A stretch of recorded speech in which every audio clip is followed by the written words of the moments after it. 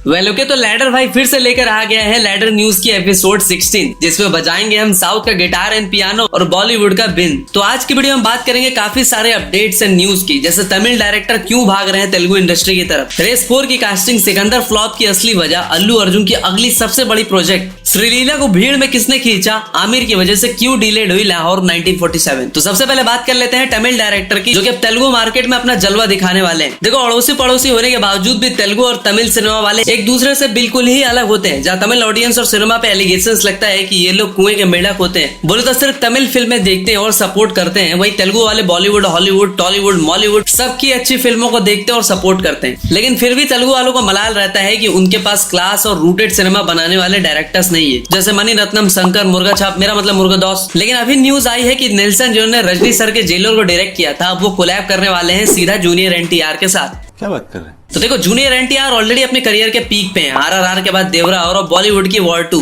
फिर प्रशांत नील की फिल्म। ऐसे में एनटीआर ने खुद कंफर्म किया है कि अब वो नेल्सन की गन से गोलियां चलाने वाले हैं, मतलब उनके साथ एक प्रोजेक्ट करने वाले हैं। और अल्लू अर्जुन का तो आपको पता ही होगा कि पुष्पा 2 जैसी India's one of the highest grocer film देने के बाद वो इटली के साथ एक प्रोजेक्ट करने में बिजी है। ऐसे में तमिल इंडस्ट्री के next gen of finest directors अपने इंडस्ट्री से बाहर निकल के दूसरों को ग्रो करने में लगे, और इसमें कोई गलत बात भी नहीं है, क्योंकि जब उनकी खुद की इंडस्ट्री इतनी नैरो माइंडेड रहेगी तो ग्रोथ के लिए तो वो दूसरी इंडस्ट्री में शिफ्ट होंगे ही ना। जैसे कि नील ने भी कहा था कि एक टाइम के बाद वो कन्नड़ा इंडस्ट्री छोड़ देंगे। वैसे भी उनकी सारी अपकमिंग फिल्में किसी दूसरे इंडस्ट्री के एक्टर और स्टार के साथ होने वाली है। अब अल्लू अर्जुन और इटली वाली फिल्म की बात हो ही रही है, तो आपको बता दूं कि इस फिल्म को लेके एक माइंड ब्लोइंग अपडेट सामने आई है। इंडिया के सेकंड हाईएस्ट ग्रॉसिंग फिल्म देने वाले actor iconic star Allu Arjun के साथ, मतलब इस फिल्म का क्या ही ग्रैंड अनाउंसमेंट हुआ है। दरअसल इस फिल्म का बजट 800 करोड़ बताया जा रहा है, जो कि एक हाई एंड वीएफएक्स वाली फिल्म होने वाली है, जिसमें iron man, black panther and James Cameron अवतार में काम कर चुके विजुअल आर्ट एक्सपर्ट्स हैंडल करने वाले। अब देखो, Salman Khan and director Atlee were initially slated to collaborate on a high budget film, जिसका टाइटल था A6, जो कि एक री-इनकार्नेशन ड्रामा फिल्म होने वाली थी, but the project face hurdles and was reportedly saved. और अब शायद अल्लू अर्जुन ने पोजीशन संभाली और लीड रोल करने वाले हैं। अब देखो, बात ऐसी है कि बजट इशू बोलकर सलमान खान को निकाल दिया गया, मेरे साथ अन्याय हुआ है। बट वहीं अल्लू अर्जुन के साथ तो फिल्म हो रही है। तो प्रॉब्लम सलमान भाई के कैमियो को लेकर के, क्योंकि ऐसा करके वो खुद की वैल्यू कम करते जा रहे हैं। ऊपर से अच्छी स्टोरी नहीं पिक करना। वैसे अगर बात करें इस प्रोजेक्ट की, तो अल्लू अर्जुन की पुष्पा 2 का बजट 500 करोड़ था एंड कलेक्शन 1840 करोड़। वहीं AA22 के 800 करोड़ प्लस अप्रॉक्स, जिसमें से 200 crore fixed for production, 250 crore for VFX। और बात करें इटली की, तो इस बार वो 100 करोड़ की फीस ले जाने वाले हैं, जो कि 233% सैलरी हाइक है, क्योंकि जवान के लिए उन्हें सिर्फ 30 करोड़ मिला था। On the other hand Allu Arjun 175 crore charge करने वाले। देखो, एक पैन इंडिया ब्लॉकबस्टर देने के बाद एक स्टार पे पहाड़ उठाने जितना प्रेशर होता है, फिर चाहे वो प्रभास हो, रामचरण हो, जूनियर एनटीआर हो, यश हो या फिर अल्लू अर्जुन। लेकिन अल्लू अर्जुन एक विजनरी इंसान है, उन्हें खुद की वैल्यू, स्क्रिप्ट और अच्छे डायरेक्टर की वैल्यू पता है, और तेलुगु सिनेमा के लिए अल्लू अर्जुन जैसे लोग इट्स लाइक अ बून। हम एक मूवी शूट कर रहे थे Sarrainodu with Allu Arjun, who is my favourite person. तो Bunny told me at that point, you know, I want to take Telugu film industry at an international level. And I remember the focus and the thought that he said it with.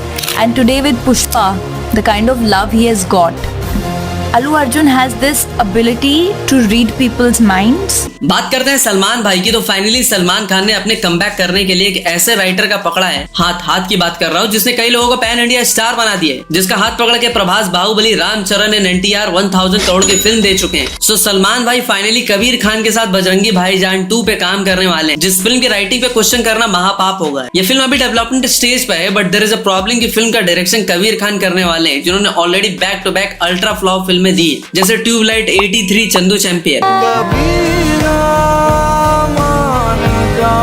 तो आपको क्या लगता है, इस film का director change करना चाहिए और कबीर खान कुछ बेहतर कर सकते हैं? अब सलमान की इतनी बात हो ही रही है, तो उस फिल्म की भी बात कर लेते हैं, जिसकी लेगेसी की मैया पोत दी थी सलमान खान ने। जिस फिल्म की मैं बात कर रहा हूँ वो है रेस फ्रेंचाइज, जिसकी पूरी कास्टिंग इस बार निपटा ली गई है। यस, आपने सही सुना, रेस 4 की कास्टिंग को लेकर बड़ी न्यूज सामने आ रही है कि फाइनली इस फिल्म के लिए सिद्धार्थ और फिर से सैफ को लेने की बात चल रही है। नेक्स्ट पार्ट में सलमान भाई को बाहर का रास्ता दिखाया जा रहा है।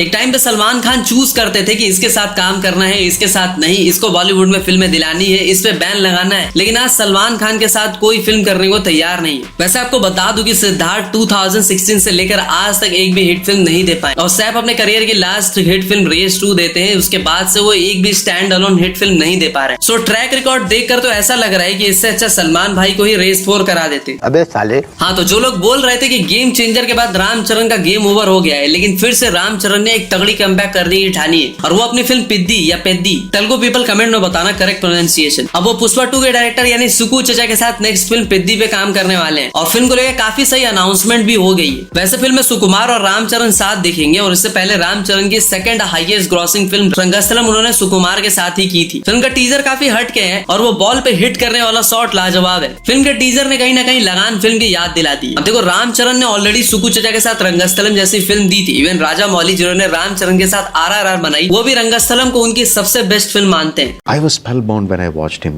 Rangasthalam. Yeah. The level of performance he did was outstanding. Very surprised, happily surprised. I wondered how he suddenly transformed into such a fine actor. अगली न्यूज ऋतिक रोशन को लेकर के आ रही है, जहां ऋतिक रोशन के एक फैन ऋतिक से खफा हो गई क्योंकि भैया उन्होंने ऋतिक से मिलने के लिए 1500 USD यानी INR में लगभग 1.25 लाख स्पेंड कर दिए थे। उस फैन का नाम था आयशा। जब उनके साथ ऐसा हुआ तो सी स्ट्रीम्ड ऑनलाइन एंड सेड कि भैया मैंने अपने बाप की जेब काट के 1500 bucks खर्च किए थे, वो भी ऋतिक से मिलने के लिए। लेकिन मिलना तो छोड़ो, 2 घंटे वेट करने के बाद एक सेल्फी भी क्लिक करने को नहीं मिला। अब देखो दीदी, 1500 में खरीद लोगे क्या ऋतिक को? कॉफी डेट पे जाए क्या तुम्हारे साथ? हाँ, सेल्फी नहीं मिली वो थोड़ी गलत है, लेकिन शायद ऋतिक को उसकी शकल पसंद ना आई हो।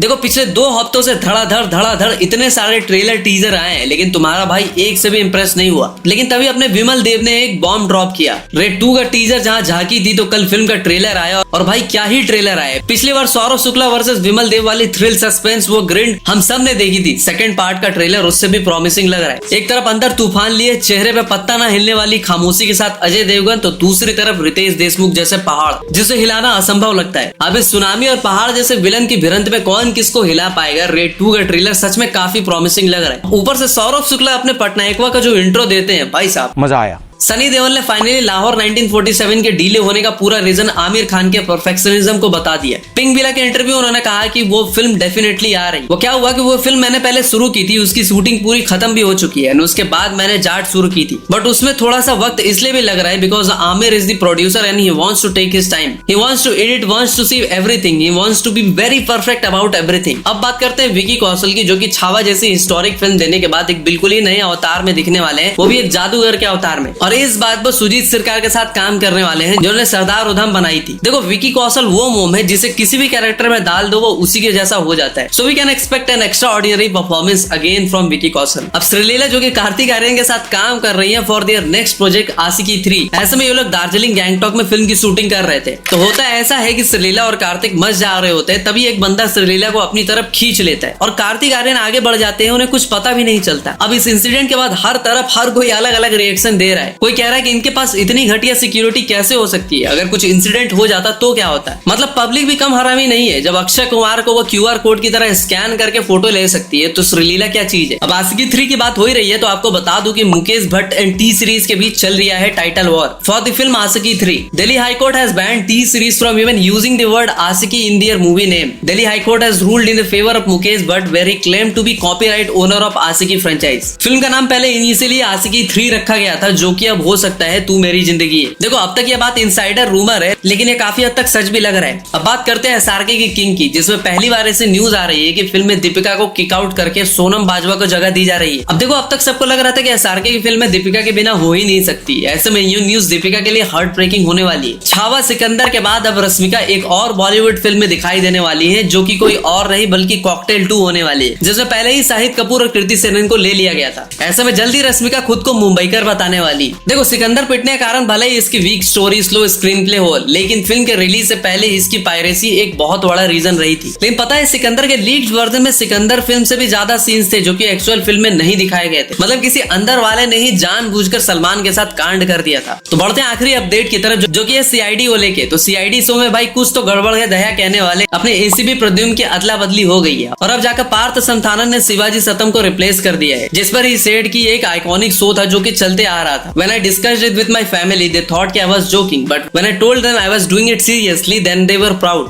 It's actually a very big responsibility to fill in such shoes, such humongous shoes of ACP Pradyumna. Since I am replacing him as ACP Ayushman, it's a new character, a new story. We will take this story forward with a new thrill and a suspense. तो भाई आज के लिए इतना ही, मिलते हैं अगले episode में, तब तक के लिए हर हर महादेव।